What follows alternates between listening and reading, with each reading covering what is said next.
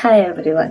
So Bible சொல்லுது, அவர் உங்களை விசாரிக்கிறவரானபடியால் உங்கள் கவலைகள் எல்லாம் அவர் மேல் வைத்து விடுவாங்கள் அப்படின்னு சொல்லிட்டு 1 பேதுரு 5:7 சொல்லியிருக்காங்க. அவர்னா அவன் ஜீசஸ் தான்.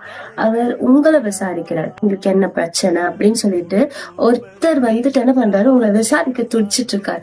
அப்படி இருக்கும்போது நம்ம கவலைகள் எல்லாம் அவர்கிட்ட சொல்லும் போது அவர்கிட்ட அந்த சொல்யூஷன் இருக்கு.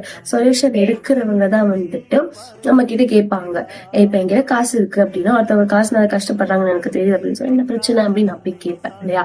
அதே மாதிரிதான் அவர்கிட்ட எல்லா ப்ராப்ளமுக்குமே வந்துட்டு சொல்யூஷன் இருக்கு. இன்ஃபேக்ட் சொல்ல போனா சொல்யூஷனே அவர் தான். சோ அப்படி இருக்கும் போது அவர் டெய்லி தனோ என் குழந்தை தனியா இருக்கு, இந்த மாதிரி என் குழந்தை கஷ்டப்படுது, உங்களை விசாரிக்கிறவரா இருக்கிறார். சோ ஒவ்வொரு நாளுமே அவர்கிட்ட போய் உங்க கவலைகளை வைத்து வைங்க. அவர் என்ன பண்ணுவார் அப்படின்னு சொன்னா அவர் எல்லாவற்றையும் பார்த்துக் கொள்வார்.